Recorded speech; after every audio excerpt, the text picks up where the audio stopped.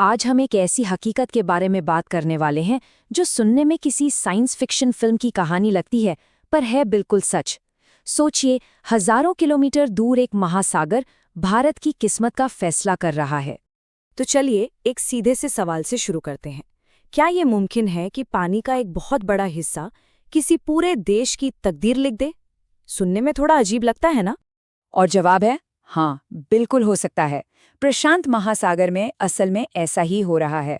वहाँ गर्म पानी का एक बहुत बड़ा पूल है जो ये कंट्रोल कर रहा है कि भारत में बारिश कैसी होगी, गर्मी कितनी पड़ेगी और तो और हमारी थाली में सब्जियों के दाम क्या होंगे। तो आखिर ये है क्या? इस पावरफुल घटना का एक नाम है और इसी को हम कहते हैं एल नीनो।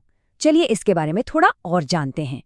तो एल नीनो आखिर है क्या? देखिए, ये कोई रॉकेट साइंस नहीं है। सिंपल शब्दों में ये एक नेचुरल क्लाइमेट पैटर्न है।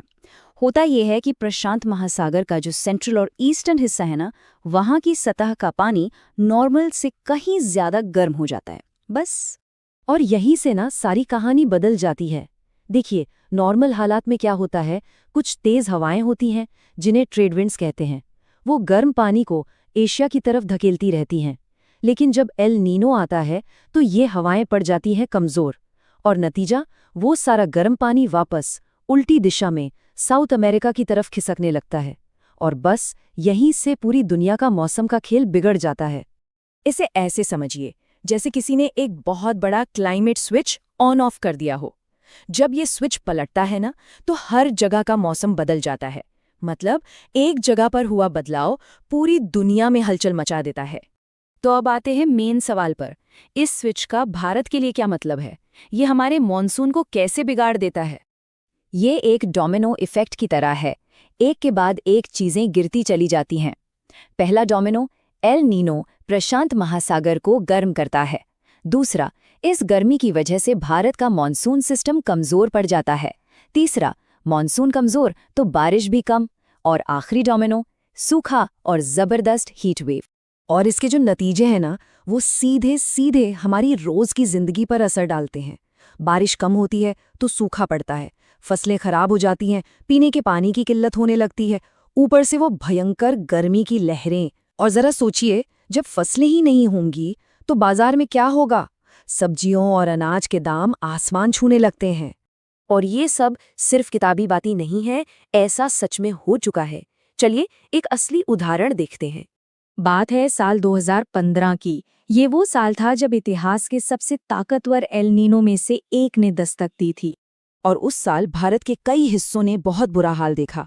भयंकर सूखा पड़ा, जबरदस्त गर्मी थी। किसान अपनी आंखों के सामने अपनी फसलें बर्बाद होते देख रहे थे और शहरों में पानी के लिए त्राही त्राही मची थी। ये एक बिल्कुल साफ सबूत है कि कैसे प्रशांत महासागर का एक बदलाव भारत में लाखों लोगों की जिंदगी पर सीधा असर डाल सकता है। तो ये तो हुई गुजरे हुए कल की बात, लेकिन आने वाले कल का क्या? भविष्य के लिए ये क्या संकेत दे रहा है? और यहीं पर असली चिंता की बात शुरू होती है।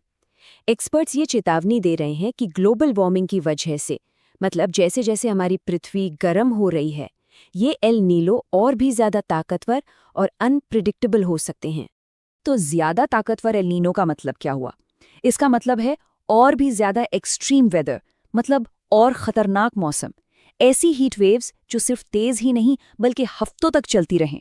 और हमारा मॉनसून, जो हमारी लाइफलाइन है, वो इतना ज्यादा अनस्टेबल हो जाएगा कि उस पर भरोसा करना ही मुश्किल हो जाएगा। तो इस पूरी बातचीत का निचोड़ क्या है? यही कि हजारों किलोमीटर दूर एक समंदर में हो रहा एक बदलाव एक पूरे देश का भविष्य तय कर सकता है।